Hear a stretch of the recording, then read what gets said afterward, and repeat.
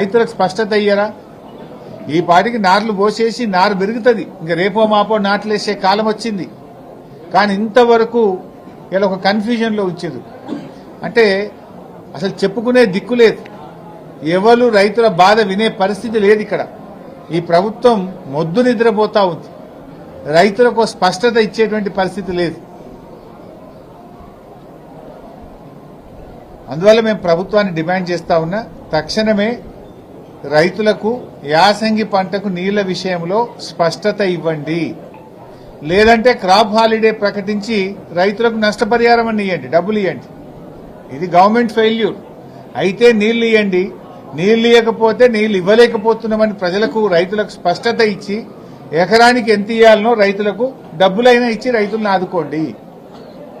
Confusion లో ఏమైందంటే time పోతున్నది, నారు పోయాలా వద్దా, నాట్లు వేయాలా వద్దా, ఈ కన్ఫ్యూజన్ లో రైతులు బోర్లేసి మోటార్లు పెట్టి అప్లపాలైతా ఉన్నారు. తక్షణమే సింగూరు జలాల విషయంలో రైతులకు స్పష్టత ఇవ్వాలని, సాగునీటిని విడుదల చేసి రైతాంగానికి 3 విడతల్లో నీళ్లిచ్చి యాసంగి పంటకు సాగునీరు అందించాలని డిమాండ్ చేస్తున్నాం. ఒకవేళ ఇవ్వలేని పక్షంలో స్పష్టమైన ప్రకటన ఇచ్చి రైతులకు మరి నష్టపరిహారం అందించాలని చెప్పి రైతుల పక్షాన, బీఆర్ఎస్ పార్టీ పక్షాన ఈరోజు మేము డిమాండ్ చేస్తా ఉన్నాం. ఈ ప్రభుత్వమే రైతు వ్యతిరేక ప్రభుత్వం. ఈ ప్రభుత్వం వచ్చిన తర్వాత అడుగడుగునా రైతుల కష్టాలు పెడతా ఉన్నారు. పోయిన వానకాలంలో యూరియా దొరకలేదు, పోయిన వానకాలంలో జనుము జీలుగు విత్తనాలు దొరకలేదు.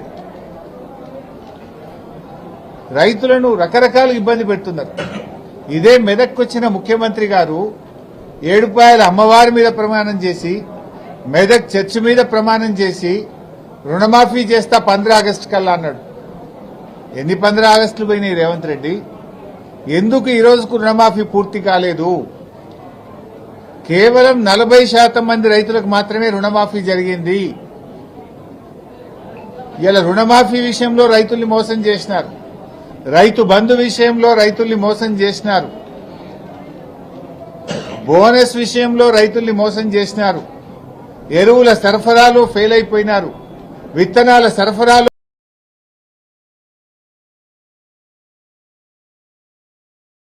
ఫెయిల్ అయినారు, పంట కొనుగోలు విషయంలో కూడా ప్రభుత్వం ఫెయిల్ అయిపోయింది. పోయిన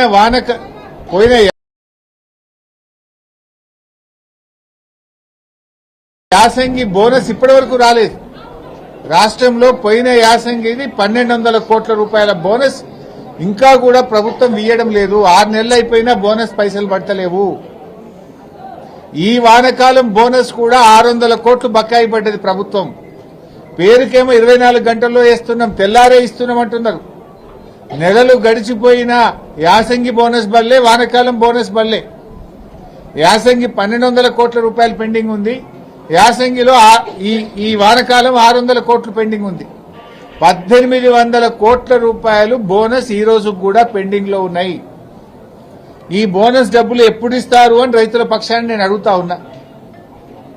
తక్షణమే రైతులకు ఇవ్వాల్సిన 1200 కోట్ల రూపాయల బోనస్ విడుదల చేయాలని డిమాండ్ చేస్తా ఉన్నాం. ఇప్పుడు యాసంగి కూడా రైతు బంధు ఎప్పుడు ఇస్తారు? ఇంకా ఆల్రెడీ పంట సీజన్ స్టార్ట్ అయింది, రైతులు దుక్కి దున్నుతున్నారు, చేను రెడీ చేసినారు, నార్లు పోసినారు. మరి పెట్టుబడి సాయం అనేది మొదట్లోనే ఇవ్వాలి కదా. మరి యాసంగి రైతు బంధు ఎప్పుడు విడుదల చేస్తారు? ఇంకొక వైపు వ్యవసాయ మంత్రి ఏమో చిన్నగా లీకులు ఇస్తున్నాడు. ఏమని? మేము యాసంగి రైతు బంధు సాగు చేసిన వాళ్ళకే ఇస్తాం, మిగతా వాళ్ళకి ఎగబెడతామంటున్నాడు. అంటే ఇప్పుడు ఓట్లు అయ్యేదాకా ఆగినరా? యాసంగిలో ఎవరికి ఇస్తారు, ఎవరికి ఇవ్వరు? ఈ రాష్ట్రంలో 50-60 లక్షల ఎకరాల్లో పత్తి సాగు చేసే రైతులు ఉంటారు. వాళ్ళు ఒక పంటనే చేస్తారు, పత్తి 6-7 నెలల పంట.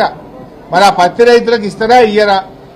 చెరుకు రైతులు, పసుపు రైతులు, అనేక మంది రైతులు ఉన్నారు. మరి ఆ రైతులకు ఈరోజు మీరు యాసంగికి సబ్సిడీ ఇస్తారా, ఇవ్వరా? కందులు 10 నెలల పంట, చెరుకు 11 నెలల పంట, పత్తి 7 నెలల పంట, పండ్ల తోటలున్నాయి, ఆయిల్ పామ్ ఉన్నది. మరి రైతుల